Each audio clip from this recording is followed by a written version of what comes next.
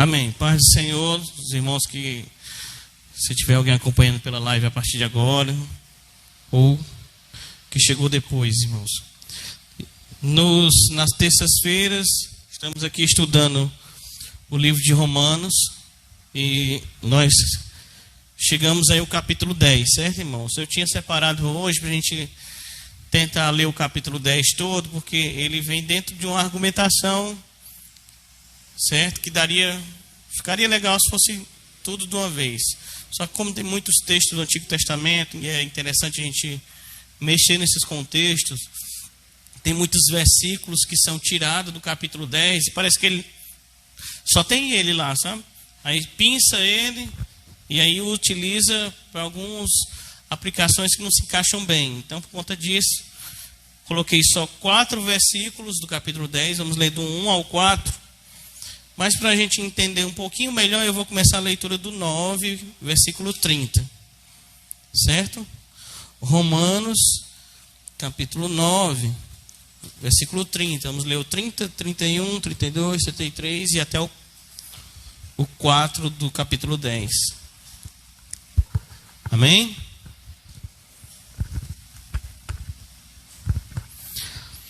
Diz assim: que diremos? Que os gentios que não buscavam a justiça alcançaram justiça, mas justiça que vem da fé. Mas Israel, buscando a lei da justiça, não alcançou essa lei. Por quê? Porque não a buscaram pela fé, mas com base nas obras, e tropeçaram na pedra de tropeço. Como está escrito: eis que ponho em Sião uma pedra de tropeço e uma rocha de ofensa, e quem nela crê não será envergonhado. Capítulo 10, verso 1. Irmãos, o desejo do meu coração e a minha súplica a Deus em favor de Israel é que ele seja salvo, porque posso testemunhar de que eles têm zelo por Deus, mas não com entendimento. Pois não reconhecendo a justiça de Deus e procurando estabelecer a sua própria justiça, não se sujeitaram à justiça de Deus. Pois Cristo é o fim da lei, para a justificação de todo aquele que crê. Amém? Vamos orar. Senhor, lemos a Tua Palavra. Que o Senhor possa estar falando conosco, Deus. Que esteja falando no nosso coração. Que esses pensamentos, que esses conflitos, Senhor, que se instalam, possam ser sempre colocados à luz da Tua Palavra, Senhor. Que nós possamos crescer, Senhor, utilizando a Tua Palavra, utilizando do conhecimento que o Teu Espírito Santo tem nos dado e afirmado em nossos corações, para que possamos crescer na fé. Em nome de Jesus. Amém, irmãos. Amém. Deixa eu só puxar aqui. Então veja, irmãos, aí tem, só nesses 4 versículos, quando você vai pegar assim os termos, aí tem muita discussão, certo? Em cima de algumas expressões que vai ter aqui. Por exemplo, o fim da lei é Cristo. Como é que se dá isso? Né? Tem gente que diz: não, está apagado aqui o Antigo Testamento, agora é só um novo. E utiliza o Antigo Testamento só quando convém. Então, tem umas coisas que a gente tem que ter muito cuidado aqui, certo? Então veja, irmãos, quando nós chegamos em Romanos capítulo 10, certo? Parece que nós não saímos do 9 ainda, certo? Não pense nos livros como esse de Romanos como se fosse um evangelho, que você pula de um dia para o outro, certo? Até os evangelhos são conectados às histórias, como se tem falado aqui. Então, Romanos capítulo 9, 10 e 11, Paulo faz declarações, irmãos, que elas são fáceis de entender, mas elas são difíceis de engolir para muitas pessoas, certo? são questões difíceis de lidar, certo? Paulo vem falando, irmãos, do capítulo 1 até o 8, de que tudo aquilo que Deus planejou, certo? Tem se cumprido em Cristo. Ele diz o seguinte, olha, os homens pecaram. Mais do que isso, os homens se entregaram ao pecado, capítulo 1. E ele vem dizendo, as pessoas rejeitaram Deus, certo? Quando ele fala disso lá no capítulo 1, ele diz, as pessoas rejeitaram o poder de Deus e o governo de Deus. E mesmo assim, Deus concedeu misericórdia por meio de Jesus. E aí vem desdobrando de lá até aqui. Jesus é o nosso sacerdote. Jesus é o sacrifício pelo pecado, por meio do seu sangue. Jesus é a nossa justificação. Jesus é a nossa pureza. Jesus é a nossa paz com Deus. Jesus é o nosso representante, Romanos 5. E aí quando chega no capítulo 8, o Espírito Santo, que é aquela glória prometida de Deus para o futuro, está sendo derramada para a igreja, pela igreja. E a grande questão, irmãos, que Paulo está observando nesse tempo todo, de Romanos 9, 10 e 11, é por que as pessoas que tinham tudo para se converter preferem ser rebeldes ao senhorio de Cristo. E essa é uma questão que Paulo está observando, primeiro do prisma dos judeus que não se converteram, certo? Mas veja que o ambiente ele vai sendo replicado. Você tem pessoas encharcadas por uma escritura, mas que utilizam dessa escritura e de outros meios para não se converter a Deus. E se você esticar para hoje, nós vivemos numa cultura que é cristã, certo? Mas que muitos, embora se digam cristãos, se mantêm assim rebeldes ou não se convertem verdadeiramente. Então essa estrutura ela vai se replicando ao longo do tempo, certo? A humanidade continua seguindo Romanos 1. Tenta apagar a verdade de Deus, entregaram-se, venderam-se ao pecado. Por outro lado, veja aqui que os judeus, pense que Romanos 1 tem sempre aquela dualidade, judeus e gentios, certo? A maioria da igreja da época era de gentios, judeus minoria, certo? Então quando Paulo está dizendo que as pessoas do mundo, certo? Se entregaram-se ao pecado e várias práticas de pecado, e que Deus entregou as pessoas ao seu próprio pecado, ali visa, de maneira geral, a humanidade, certo?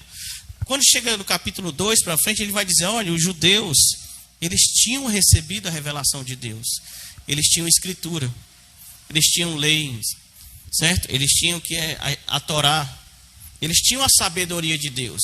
E enquanto eles tinham a sabedoria de Deus, vamos pensar, a luz de Deus, do outro lado você tem o mundo todo em trevas.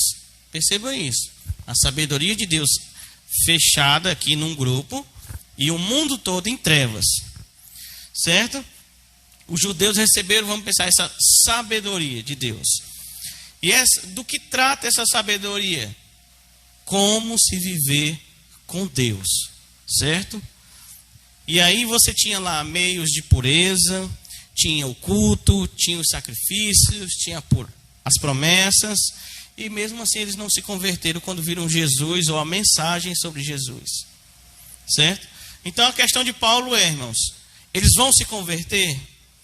Deus abandonou totalmente os judeus? Tem gente que fala isso, que Deus abandonou os judeus e nunca mais vai se voltar a eles. É isso que Paulo diz em Romanos 9, 10 e 11, certo? Nós estamos vendo pouco a pouco Paulo construindo o cenário, certo? E aí nós vamos estudando isso aos poucos. Veja comigo Romanos 9, 4 e 5. Diz assim, olha, sobre os judeus. Romanos 9, 4 e 5.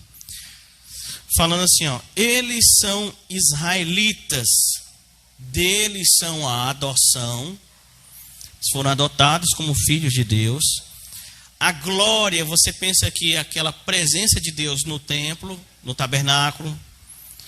As alianças, a aliança de Moisés, certo? A aliança com Davi. Deles é a promulgação foi entregue a lei a eles. Eles têm o culto, os sacrifícios, rituais, tudo mais. Eles têm as promessas. Os 5, eles têm os pais, patriarcas. E eles também têm Cristo. Jesus era um judeu, certo?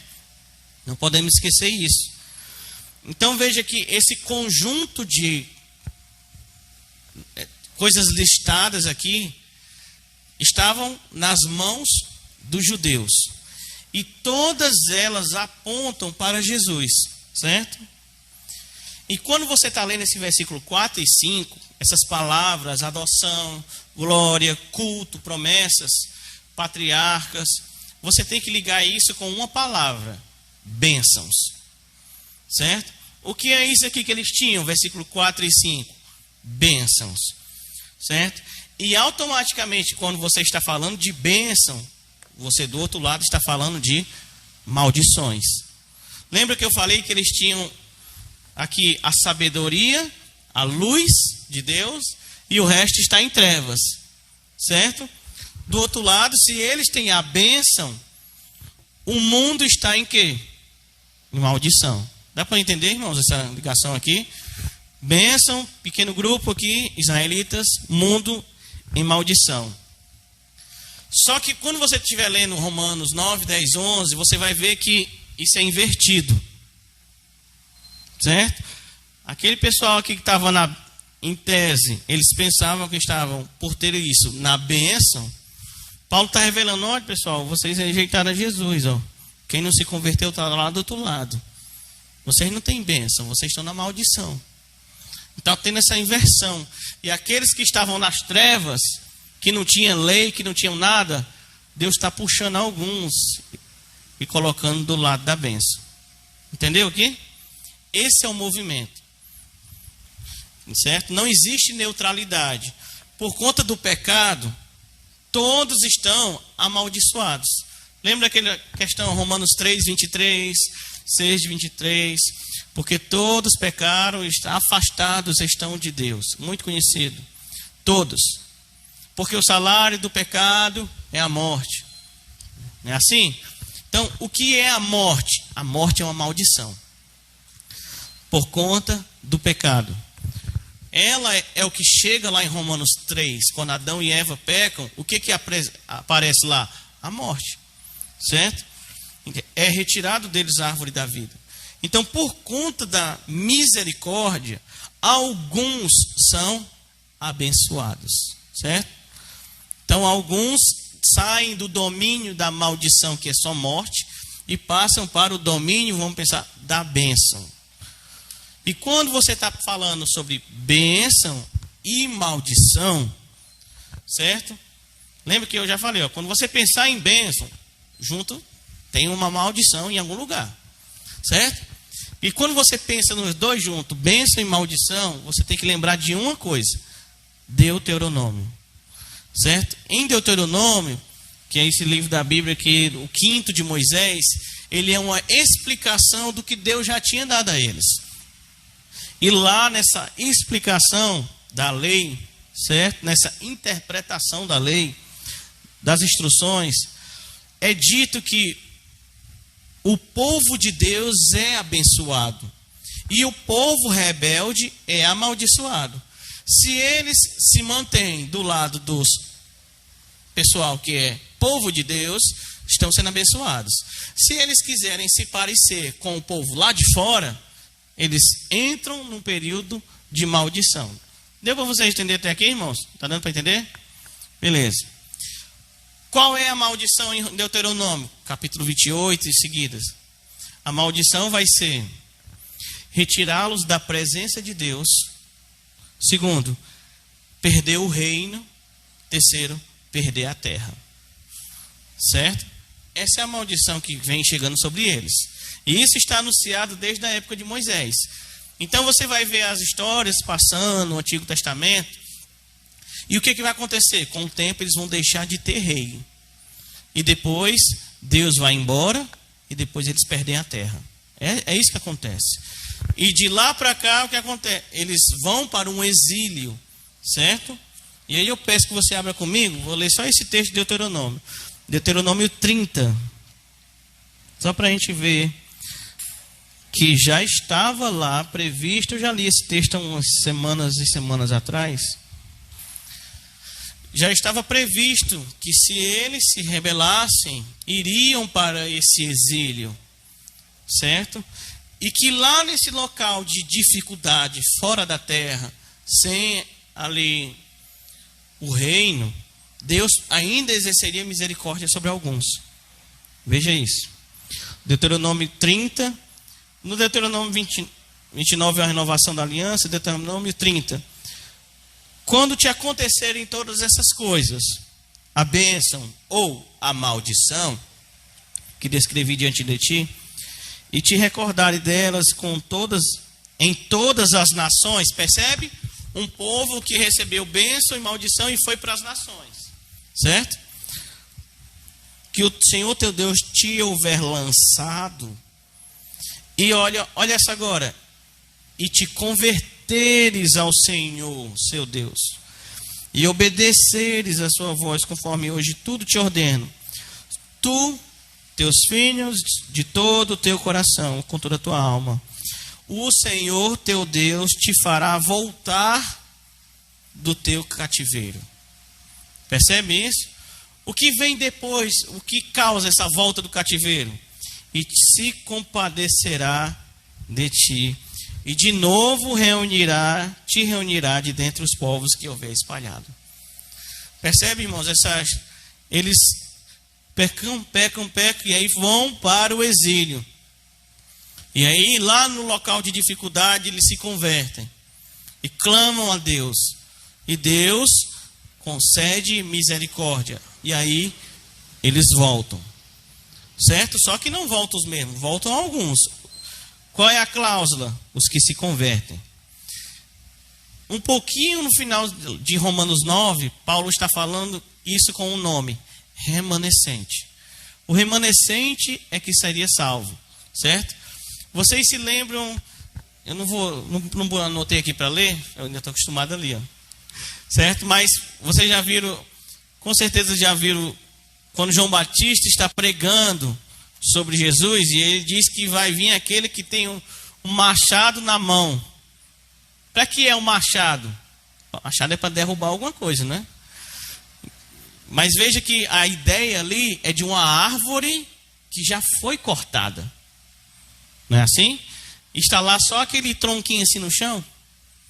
E aí diz que ele está com o machado pronto às raízes.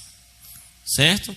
O que simboliza aquele tronquinho que fica? É que vai dali brotar de novo alguma coisa. Certo? Quem brota? O remanescente. Essa história, sempre você vai estar, quando falar em remanescente, vai estar misturado na Bíblia. Sempre vai ter uma árvore aparecendo, um renovo, um exílio. Eles estão em outros lugares, certo? E aí eu peço que você volte a Romanos 9, certo? E no versículo 6, perceba que, antes de ler esse versículo 6, perceba que na história de Israel, eles pecaram. Aconteceu que nós lemos em Deuteronômio 30, eles foram para a Babilônia, perderam, e de lá voltou, depois de muito tempo, alguns. Quem são esses alguns? Remanescentes. E aí eles voltam a Israel e começa Israel de novo. Eles têm terra. Aí eles vão ter que fazer um novo templo, certo? Só que a partir daí nunca mais eles vão ter um rei, certo? Alguns tentam se colocar como rei, mas não tem oficializado. Porque o próximo rei que deve se levantar é o Messias. Então veja que cresce neles esse sentimento de quê? De que eles voltaram do exílio. Quem volta do exílio, qual é a palavra, irmãos? Remanescente. E aí, passa o tempo, quem vai nascendo e ficando? Filhos dos remanescentes. Então, a ideia que se tem popular é que todo israelita é salvo, porque todos são frutos desse remanescente que voltou da Babilônia. Está dando para entender isso? Então, eles pensam assim, ó, não, está todo mundo salvo. Todos nós temos família, veio da Babilônia, todo mundo já apanhou o que estava escrito lá. Certo? Essa é a cultura. E aí chega Paulo em Romanos 9 e diz o seguinte, versículo 6. Nem todos os que são de Israel são israelitas de verdade. Porque aí ele vai construindo no decorrer do seu argumento, versículos 7, 8 em diante. É que Deus, quando trata sobre remanescente, Deus quando trata sobre povo, como filhos, Deus não está falando de pessoas que são construídas por herança de sangue, mas por filhos da fé. Certo? Deus sempre esteve tratando com a descendência da fé. Certo? Então, essa inversão de que eles pensavam que estavam na bênção, mas na verdade estavam na maldição, acontece quando Jesus vem. Certo? E aí você tem, agora, qual era o quadro de antes? Judeus pensavam estar na bênção, mundo, maldição. Jesus vem. E aí a realidade é, os que se convertem, gentios e judeus, estão na bênção. Os que se convertem, judeus e gentios, estão na bênção. Os judeus e os gentios que não se convertem, estão na maldição. Perceberam essa inversão? Então, gente que cresceu a vida toda, não, tá beleza. E aí eles vão descobrir aqui, não, se não se converter, você está lá do outro lado. Certo? Versículo 30, capítulo 9, versículo 30. E Paulo diz, o que nós vamos dizer? Aí é a conclusão dele. Que os gentios que não buscavam a justiça, alcançaram a justiça. Sim, a justiça que é pela fé. Perceba isso, irmãos. Os judeus, os gentios, as nações, pessoas que não tinham Bíblia, não tinham nada disso, para orientar eles, permaneciam como no quadro anterior que eu falei? Entregues ao pecado, abafando a verdade de Deus, sem a sabedoria de Deus. Essas pessoas que estavam perdidos em trevas, aqui desse lado, certo? O que aconteceu com eles? Para alguns deles veio Jesus, e agora a igreja era a boca de Deus na terra, levando o evangelho a toda criatura. Certo? Então essas pessoas que nunca ouviram falar de promessa, de um Deus que não tem estátua, certo? Eles ouviram uma mensagem. Qual era mais ou menos o resumo da mensagem? Era a história do Deus criador de todas as coisas, que também criou pessoas à sua imagem e semelhança, em um lugar perfeito, um jardim, até que por sua livre vontade essas pessoas erraram, certo? Erraram o caminho, desceram as correntes do pecado e da morte. O mal entrou no mundo por um homem, e por ele tudo foi corrompido. A maldade, os vícios, a corrupção, a morte invadiram o mundo que Deus criou. Deus, mesmo assim, não abandonou, certo? Os homens a essa corrupção total. Ele tem um plano em curso. Os judeus carregam a mensagem desde o começo, certo? Desde os tempos antigos. Eles têm a promessa de Deus cumprida em Jesus. Jesus é aquele que viveu em obediência, aquele que foi cheio do Espírito Santo, aquele que morreu em substituição por causa do nosso pecado, ressuscitou ao terceiro dia, fazendo de todo aquele que nele crê pessoas justificadas perante Deus, pessoas aptas para um novo relacionamento com Deus. Irmãos, eu resumi aqui o que Paulo disse de Romanos 1 a Romanos 8, certo? Essa era a mensagem que era pregada para um povo que nunca ouviu falar desse Deus dos judeus. E aí, os gentios ouviam isso e ficavam maravilhados. E foram sendo convertidos. Certo? E aí vem o que você leu agora em Romanos 9:30. Os gentios alcançaram a justiça que vem pela fé. Eles ouviram a mensagem da palavra de Deus, eles provaram esse Deus que não conheciam. E eles agora eram povo de Deus.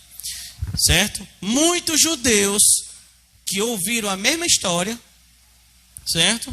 Que tinham na mão a adoção de filhos, a glória, as alianças, a Torá, o culto, os patriarcas e Jesus de descendência, ouviram isso e negaram tudo isso.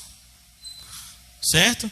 E aí, irmãos, você tem aqui Romanos 8, é Paulo pegando cada um desses pontos que ele lista em Romanos 9, 4 e 6 e dizendo, olha, isso aqui está na mão da igreja. Certo? O que os judeus acham que está aqui debaixo do braço deles, rejeitando a Jesus, Deus está abrindo isso para esse novo conglomerado, igreja. Gentios e judeus unidos em Cristo. E aí você vê, ó, adoção, Romanos 8:15. Somos filhos de Deus. A glória, o capítulo 8 todo fala dessa glória, que é o Espírito Santo sendo dado. A nova aliança, o justo viverá pela fé. As escrituras, você tem ela aí. O culto, Romanos 12, ainda vamos chegar lá. Não é assim? As promessas, Romanos 8, 17 e 18. O que nosso coração clama pela transformação total. Romanos 8, 17 e 18. Nós temos até os patriarcas, os pais da fé, Romanos 4. Paulo vai nos colocar como filhos na fé de Abraão. E Cristo. Todos estão em Cristo. Então, essa construção que Paulo vem fazendo, Romanos 1, 2, 4, certo? 7, 8, o livro todo, certo? Está mostrando uma inversão em Israel, certo? Aqueles que pensavam que estavam na bênção, estavam na maldição porque estavam rejeitando a Jesus. E chegar na maldição ia acontecer o que, irmãos? De novo, 3 pontos. Sem o reino, sem a terra, não é assim? E sem a presença. E aí, anos depois que eles recebem essa carta, 10 anos depois, 10 anos, aqui é 60 aí, 56 por aí, né? 10 anos depois, vem os romanos e tiram tudo isso. Certo, irmãos? E aí eles ficam espalhados no mundo como estão até hoje em dia. Certo? Então, quando você, pegando essas informações que eu estou só citando algumas coisas, você chega em Romanos 10, 1, parece um suspiro de Paulo. Lembra que eu falei no 9 que é um lamento? E esse lamento, digamos assim, é como se fosse um lamento de tristeza pela situação toda. E nos 10 ele dá uma parada assim, ó, no 10, 1, e dá um lamento. E ele diz, irmãos, olha essa inversão. Quem pensa que está na bênção está na maldição, porque rejeitou a Cristo. Ele diz, irmãos, o desejo do meu coração e a minha oração a Deus pelos israelitas é que sejam salvos. Pois posso testemunhar que eles têm zelo por Deus, mas o seu zelo não se baseia no conhecimento. Veja essa palavra aqui, está aqui, desejo do meu coração, seria boa vontade do meu coração, certo? Veja que não fica só num desejo, numa boa vontade do coração, isso é convertido em oração. Não é que nem tipo assim, Paulo, eu queria muito que ele se convertesse, mas eu só queria. Paulo diz que, olha, meu desejo do coração e minha oração a Deus pelos israelitas. E quando você vai a Atos, que não vai dar tempo a gente ver por aqui, você vai ver isso intenso. Paulo vai de cidade em cidade e primeiro prega aos judeus. E depois é que ele prega aos gentios. Certo? E quando chega lá para o finalzinho da vida dele, depois de muita pregação, ele diz, eu vou a Jerusalém. Eu vou lá. E o pessoal ainda diz, tu vai ser preso. Tu vai ser morto por isso. E ele diz, eu vou mesmo assim. Certo, irmãos? Então veja que esse desejo, ele anda junto com oração. Certo? E esse tipo de oração, irmãos, é uma oração por quem não quer oração. É a oração por quem acha que está cheio da razão. Porque quem acha, é uma oração por quem pensa que está cheio de obra na mão, cheio de justiça. E é um tipo de oração que é um desafio, certo? Porque lida com pessoas endurecidas. Lembra dos endurecidos, capítulo 9? São pessoas endurecidas que estão sendo aqui alvo dessas orações. Quando ele chega no 2 e diz assim, eu posso testemunhar que eles têm zelo por Deus, certo? Esse zelo, irmãos, ele levanta muitas questões até hoje em dia, certo? Veja o seguinte, Israel, antes de ir para a Babilônia, é um povo que é idólatra, certo? Tem ídolos em todas as esquinas, todas as casas, todas as montanhas, tudo é consagrado a ídolos. E aí eles têm aquele juízo de Deus, vão à Babilônia, quando voltam de lá, você não vai ver mais ídolos, certo? Por parte deles. E aí quando eles voltam, imagine, eles sofreram um grande castigo, né? Vamos pensar nessa palavra, castigo. Vamos usar juízo. Sofreram um grande juízo. E aí foram à Babilônia. Depois de 70, 80 anos, começaram a voltar. Qual o pensamento dos que voltaram? Não podemos cair no mesmo erro. Não é assim? Quando a pessoa erra, você diz assim, não, eu vou cair no mesmo erro de novo. E aí vem uma reuniãozinha, como não cair no mesmo erro? E a sugestão foi, vamos criar, é igual conter uma crise, uma enchente. Vamos criar barreiras. E quando está um vazamento de óleo, o pessoal não vai lá, bota aquelas boiazinhas, né? Mas aquelas boiazinhas não protegem tudo não, né?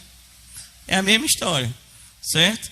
E aí o que acontece? Eles constroem um sistema contra a idolatria em Israel. E esse zelo leva eles a pensar o seguinte, se for necessário, nós vamos pegar em armas para defender que toda a terra de Israel seja purificada, certo? E nós vamos ser separados de todo gentio que estiver aparecendo por aqui, certo? Nós não vamos aceitar gentios, nós não vamos aceitar aqui pecador, certo? Perceba nessa relação que já há um afastamento. Quando você diz assim, não vou aceitar pecador, e você não é pecador também, não? Certo? E quando você diz assim, eu não vou aceitar gentios, então você é melhor do que o gentio, perceba que vai criando barreiras isso. Essa expressão zelo pela lei, certo? Vai ser o lema de uma guerra. De uma guerra não, várias guerras. 160 anos antes de Jesus, eles vão guerrear contra os gregos. Qual é o lema? Temos zelo pela lei. Esses caras estão aqui, estão atrapalhando a gente cumprir a lei. E aí vão à guerra. 66 anos depois de Jesus, ali depois de Cristo, né? Certo? Zelo pela lei, e eles vão contra os romanos. E aí, zelo pela lei, existia dentro dos judeus vários outros tipos de judeus que diziam, não, esse pessoal diz que é judeu, mas não é não. Vamos se juntar uma comunidade aqui, tipo monge, vamos se afastar, vamos pegar um lugar bem deserto, vamos fazer lá o nosso terreno, e uma comunidade lá só de quem quer servir de verdade. Aqueles que estão na cidade lá, eles não servem direito não. Nós vamos servir de verdade. E aí começou a haver vários grupos assim dentro de Israel, certo? Tem os essênios, o pessoal do Enoque e vários outros. Todo aquele que não cumpria a lei, chegou a essa regra, deve ser morto. Ou expulso da terra para que houvesse purificação. Percebe aqui, irmãos? Regras e regras. Você tinha aqui a Bíblia e o acesso a Deus, digamos que está aqui, certo? Você tinha lá em Jerusalém o monte, o templo, as promessas, e cada uma dessas regras vai colocando barreiras e barreiras, e as pessoas vão ficando longe, e mais longe, e mais longe. Veja isso aí na vida do apóstolo Paulo, Gálatas, capítulo 1, versículo 13 e 14. Vocês se lembram, né, que ele era perseguidor da igreja? Por que ele era perseguidor da igreja? A mesma expressão. Ele tinha zelo. Gálatas 1:13. Pois já ouviste como era meu procedimento no judaísmo e como eu perseguia violentamente a igreja de Deus, tentando destruí-la. E no judaísmo eu ultrapassava a muitos da minha idade entre meu povo, sendo que, irmãos, extremamente zeloso das tradições de meus antepassados. Percebe aqui? Isso que Paulo eram todos os seus amigos, todo mundo que ele conhecia. E aí ele se converte e vai virar outra pessoa, certo? Só que Paulo era uma exceção, como tantas outras exceções. A maioria dos judeus ainda estava sem reconhecer Jesus como Senhor. Volte lá a Romanos 9. Vamos ver aí. Romanos 10. Romanos 10, versículo 2, diz assim, ó, eles têm zelo por Deus. Esse zelo aí de Paulo, de Gálatas. Olha o que Paulo diz aqui em Romanos 10, 2. Mas o zelo deles não se baseia no conhecimento. Oxe, mas eles não tinham zelo justamente porque tinham conhecimento. A razão de eles terem zelo é que diziam, nós temos a sabedoria, os outros não têm. E aqui Paulo está dizendo, olha, eles não têm conhecimento, certo? Aqueles, veja, Romanos 9, 31, um pouquinho acima, dá para ser quase casado aqui os versículos. 9, 31, Israel buscava a lei da justiça. Israel que buscava a lei da justiça, não chegou à lei da justiça. Versículo 32, por quê? Porque não foi pela fé, mas como que pelas obras da lei. Então veja, irmãos, aqueles que negavam crer em Jesus, preferiam continuar no seu caminho. Qual é o caminho que eles queriam? Buscar a sua própria justiça. Certo? É tipo assim, você tem aqui, apresenta tudo que eu falei aqui sobre chegar a Jesus, e ele diz, não, o meu caminho é melhor. A minha justiça é melhor. Os meus sacrifícios são melhor do que esse. Certo? A forma como eu interpreto a Escritura é melhor do que essa de Paulo. Certo? Então veja, essa postura é tipo aqueles que querem conquistar um direito perante Deus. Como eles querem conquistar isso, irmãos? Por obras da lei. De outra maneira, Paulo está dizendo que eles não se convertiam, porque sempre estavam buscando motivos para fazer de Deus um devedor deles. Certo, irmãos? Obras que fizessem eles merecer o favor de Deus. Obras que fizessem Deus assim, olha, veja o que estão fazendo, rapaz. Vamos dar de volta a eles o reino. Dê de volta a eles a presença, o Espírito Santo. Qual era o norte mais longe que eles enxergavam? Ressurreição. Eles acreditavam na ressurreição. Então vejam, as obras que as pessoas queriam construir eram obras que garantissem a sua ressurreição. E isso, irmão, não está muito diferente da maioria das pessoas que você conhece e pensa. Se você for lá no Espiritismo, eles são boas pessoas porque eles querem garantir reencarnação. Catolicismo, querem garantir ressurreição. Judeus, querem garantir ressurreição. E assim vai vários, muda o nome às vezes. E aí vai mudando o conceito e ficando todo enrolado. Mas sempre é pessoas querendo conseguir coisas. Certo? Veja aqui que eles fazem uso de adoração, eles fazem uso de sacrifício, eles usam a obediência, eles são religiosos, e tudo isso é feito de uma forma de dominar Deus. E isso aí não é muito diferente de hoje. Romanos 10, versículo 3 e 4. Porquanto, ignorando a justiça que vem de Deus, veja essa palavra, ignorando, e procurando estabelecer a sua própria, não se submeteram à justiça de Deus. Veja isso, irmãos. Ignorando, é quase, veja assim, Deus mandando um favor. Não é isso a graça? Um favor de Deus. Jesus mandando um favor. Ele diz, olha, não. Certo? E aí eles procuram estabelecer, só um instante. Som, amém? É diferente, né? Sempre um do outro. E aí, veja, eles ignoram a justiça que vem de Deus, Jesus, e procuram estabelecer outra. Certo, irmãos? Paulo diz isso, olha, isso é não se submeter à justiça de Deus.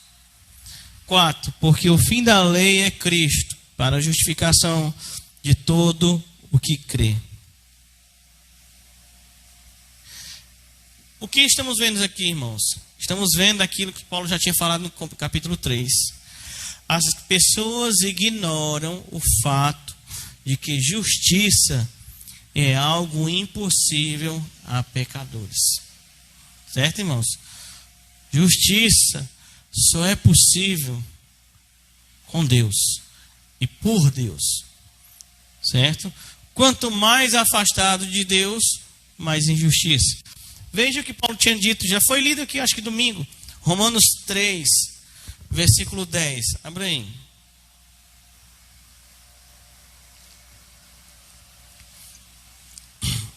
Lembra do Romanos 10, 2, lá o finalzinho. Eles tinham zelo, mas não tinham conhecimento. Agora vamos ler Romanos 3, 10 ao 20. Veja lá, como está escrito. Romanos 3, 10. Não há um justo, nenhum sequer. Não há ninguém que entenda. Não há ninguém que busque a Deus. Todos se extraviaram e juntamente se fizeram inúteis. Não há quem faça o bem. Não há nenhum só. Ele vai caminhando. Vamos pular aqui para agilizar no versículo 18. Não há temor de Deus diante de seus olhos. Ora, sabemos que tudo que a lei diz aos que estão debaixo da lei o diz, para que toda a boca esteja fechada e todo mundo seja condenável diante de Deus. Veja isso, irmãos. Como é que Paulo está dizendo isso? Tudo que a lei diz garante que todos estejam de boca fechada diante de Deus. E como é que eles ainda se punham de pé, cheio de razão? E aí, versículo 20. Por isso, nenhuma carne será justificada diante dele pelas obras da lei. Porque pela lei, olha aí, vem o conhecimento do pecado. Lembra lá do capítulo 10, versículo 2? Eles não se sujeitaram a Deus aqui, porque posso testemunhar que eles têm zelo de Deus, mas não têm entendimento. E no capítulo 3, versículo 20, diz: a lei deveria dar o entendimento a eles. Aqui o versículo 20, 3, 20. Porque pela lei vem o conhecimento do pecado. Então você tem um instrumento para conhecer o pecado. Certo? E em tese é apresentado pela pessoa uma vontade, um zelo por isso.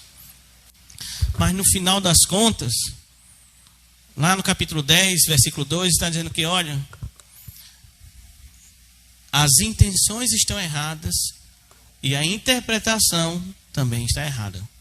Certo? Então as pessoas estavam tentando se justificar. Em vez de ela olhar para isso, para as escrituras, dizer: olha, eu sou pecador, eu preciso de Deus, eu preciso de um sacrifício, eu preciso que Deus dê misericórdia, eu preciso de um sacrifício de sangue, eu preciso de uma remissão, eu preciso de um Salvador. E em vez de eles olharem isso e encaixarem em Jesus, eles liam e dizendo: não, eu preciso de mim. Certo? E Deus precisa de mim também.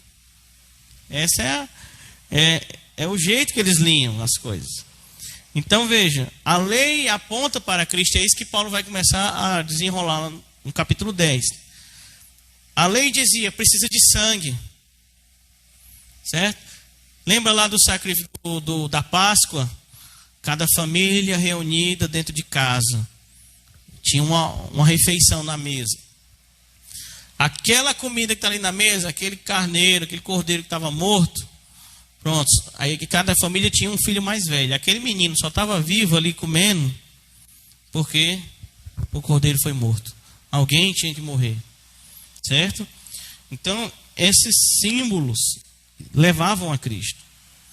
E Israel não percebeu que a lei deveria ser obedecida pela fé e não por obras. Tem muita gente, irmãos, que estão dentro das igrejas e a fé ficou longe.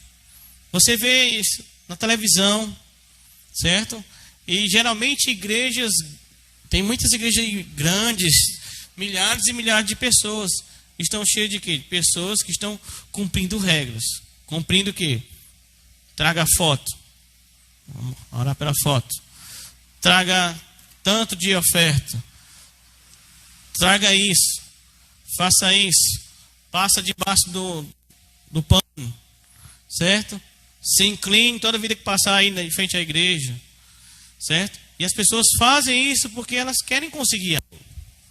E o tempo todo aqui está dizendo, olha, nós obedecemos pela fé. Porque a fé, irmãos, é a garantia de que Deus está trabalhando no seu coração. A fé, ela começa em Deus, ela não começa na gente. Ela começa em Deus e aí vem essa semente, é depositada em você. E aí você vai trabalhar em cima do que Deus está fazendo. É você trabalhando e Deus trabalhando. Certo? E Israel não percebe isso e permanece rejeitando a Deus. Certo? Então, diante disso, eu vou dar uma parada aqui no nosso texto de hoje, dar só algumas aplicações. E aí nós vamos continuar de onde nós paramos aqui semana que vem. Certo? Do que nós vimos até aqui, em Romanos 10, do 1 ao 4. Certo? É comum esse pensamento de fazer coisas para receber coisas. Certo? Existe um nome para isso, é justiça retributiva. Certo? Você faz uma coisa e é retribuído por outra. Certo? E as pessoas, muitas vezes, elas gostam desse sistema. Faço isso, recebo isso. E aquelas leis que nós vimos lá em Deuteronômio, quando os israelitas olhavam para isso, eles diziam, olha, faça isso e faça isso, e você vai ganhar isso. O seu celeiro vai ser abençoado. Vai acontecer isso na sua plantação, o seu trabalho, você vai ganhar isso, vai ganhar isso. E aí eles não faziam porque amavam a Deus, eles faziam porque eles queriam a vida tranquila. Certo? Eles sempre estavam mirando os benefícios. E esse tipo de pensamento, irmãos, se desenvolveu porque eles colocaram o coração deles na frente do que estavam lendo. Então o coração deles queria coisas. E aí eles iam satisfazer os desejos do coração cumprindo regras. Enquanto o coração estava longe de Deus. Certo? É aquela história. Ouviu algo, certo? Eles ouviram de Deus a lei. E aí eles ouviram algo, mas preferiram entender outra coisa. Entendeu? Quando você fala, às vezes você está falando com uma criança assim, né? Você fala uma coisa e ela escuta e ela, não, eu quero fazer outra coisa. Certo? Então as pessoas andam nesse sistema. Deus estava sempre construindo relacionamento. E por sua infinita bondade, concedia benefício. Certo? Essas coisas que Deus disse que vai dar aqui no Antigo Testamento, no Novo Testamento, são benefícios de proximidade dele. Certo? Quanto mais próximo, mais você vai percebendo Deus, mais os seus desejos vão sendo readequados, mais você vai percebendo o que é demais na sua bagagem, certo? O que está fazendo errado. Esses benefícios, certo? São parte natural de quem está próximo de Deus, certo? Mas quando as pessoas se afastam de Deus, aí elas vão colocando esses benefícios acima de Deus. Adão e Eva não precisavam comer da árvore do bem e do mal, porque já tinham Deus. Mas no momento que eles dão um passo para trás, aí eles agora precisam daquela arma, certo? E assim vai sendo repetido e replicado, certo? Então, quando nós estamos próximos de Deus, Deus vai nos abençoando. Não porque nós estamos cumprindo regras, certo? Nós estamos modificando a nossa vida porque nós estamos se aproximando de Deus. E Deus vai nos abençoando, certo? Porque agora temos um Pai, temos um Rei, temos um mediador. E Deus entra na nossa história para ser o Pai de verdade, para governar de verdade e para interceder de verdade. Então nós devemos encaixar no sistema de Deus e não Deus se encaixar na nossa história e na nossa vontade. Afastar-se de Deus aí de encontro aos próprios pecados, certo? E as consequências disso chegam um dia, a conta fecha. Israel ouviu o que Deus falou, guardou o que queria, certo? Tinha aquela parte lá, ouve Israel, Senhor Deus, amarás o Senhor Deus e tudo mais. Essa parte eles recitavam todo dia, de manhã e de noite. Mas o coração estava interessado nos benefícios, certo? Nós não podemos ficar só recitando. Nosso coração deve estar mais ligado a amar a Deus, certo? Então, Paulo já combate isso de cara, irmãos. O texto está falando de conversão, certo? Não está no nosso poder para a conversão. Aqui, que eu botei aqui, já era pegando o próximo versículo, que vai colocar. O texto aqui fala de conversão. Então veja que há o poder de Deus agindo de lá para cá e concedendo misericórdia, abençoando. Quando Deus vem e abraça a nossa vida, esse abraço de Deus já nos traz para próximo. Então quando Deus nos traz para próximo, nesse movimento nós devemos estar sempre sondando nosso coração e deixando todas essas coisas que tentam se acumular, certo? É do nada, às vezes a pessoa não quer fazer um jejum, são coisas mínimas, mas eu faço um jejum para eu me aproximar de Deus ou não? Eu quero jejum porque eu quero que Deus faça para resolver aquela causa, certo? Faça por aquilo. E hoje em dia isso é tão comum que até para cantar, você pode ver os louvores que são mais tocados, mais ouvidos, que está nas paradas, são sempre Deus fazendo as coisas para as pessoas. Até para cantar, para eu ter motivos para falar, tem que ser eu estar aqui cantando, Deus fez isso, Deus vai fazer aquilo. E é tipo uma sofrência gospel. As pessoas elas precisam sempre estar sofrendo para estar se recuperando, e Deus está recuperando, e ela cai de novo no outro sofrimento, e assim vai. Então a gente não pode entrar nessa história de retributivo, está sempre aqui fazendo e Deus devolvendo, fazendo e Deus devolvendo, certo? Temos que assumir mais a postura de adorador, certo? Daquele que deve a Deus a sua vida, irmãos, certo? Outra questão que a gente pode ver aqui desse texto, irmãos,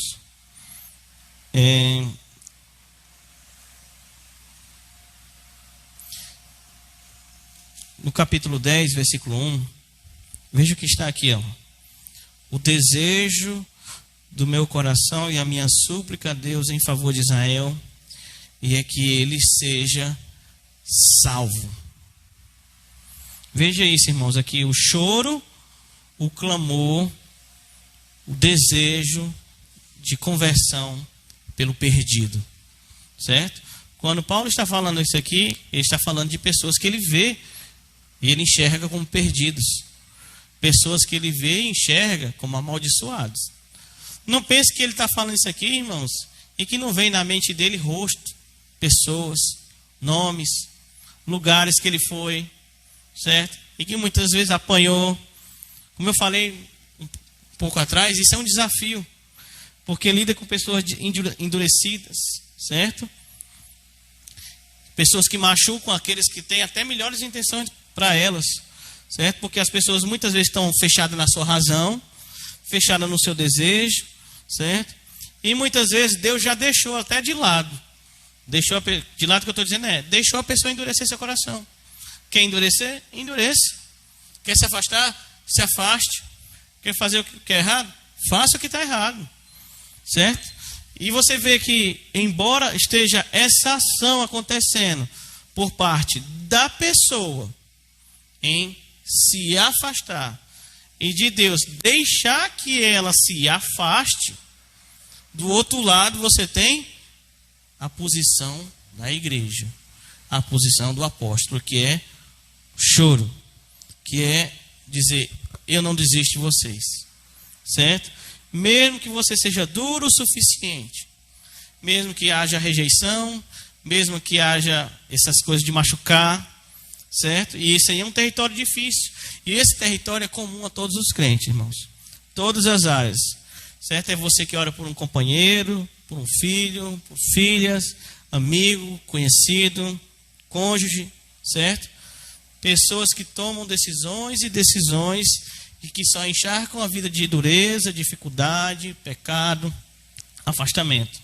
A pessoa que está vendo de fora e já aprendeu às vezes com outras pancadas, vê que não vai dar certo, certo? Mas a pessoa insiste nesse tipo de ambiente. Paulo sofria por isso, irmãos. Paulo era perseguido por isso. Paulo continuava orando, certo? Paulo continuava, se as pessoas se entregavam aos seus pecados, certo? E Deus, pense em Romanos 9, autorizava a pessoa se jogar no pecado, certo? Paulo não desistia de orar. Paulo não desistia de entregar em oração o seu clamor. Então, irmãos, o que nós podemos tirar daqui, desses 4 versículos aqui, é: não desista da oração, não desista do clamor, certo? As afrontas que vão ser jogadas em você, que essas afrontas, que muitas vezes rebeldia, palavras erradas, certo? Que isso não atrapalhe suas orações. Esse é o desafio. Nós estamos falando aqui de uma pessoa que apanhava por isso, certo? E esse é o nosso lugar aqui agora como intercessores, certo? Você foi liberto, você foi salvo, você agora é um intercessor dessas pessoas. Ore pelo perdido, não desista dele, certo? A nossa oração não tem poder para mudar o decreto de Deus, certo? Já viu essa história?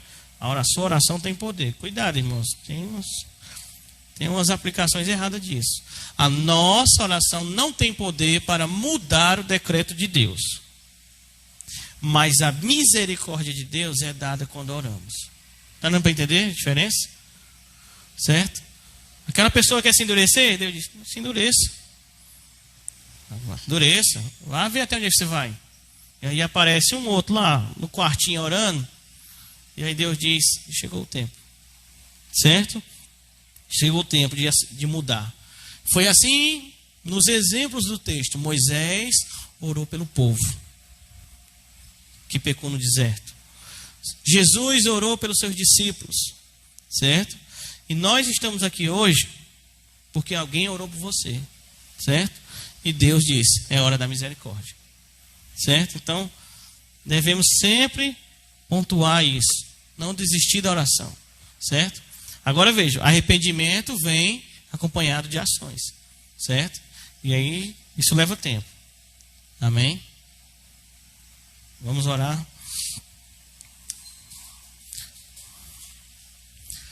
Senhor amado, Pai, clamamos a Ti, Deus, que a Tua palavra se cumpra na vida de outras pessoas, Senhor, que aguardam pela intercessão nossa, pela nossa pregação, pelo nosso convívio, por estendermos, Senhor, o Teu reino a outras esquinas, a outros lugares, Senhor.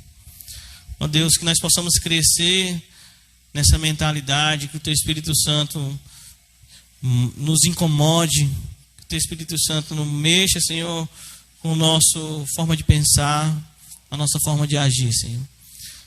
Que nós possamos ser misericordiosos, que nós possamos ser pessoas que são intercessoras, que nós possamos cada vez mais ser gratos pela Tua misericórdia, gratos, Senhor, pela Tua vontade, gratos por compreender o Teu Evangelho.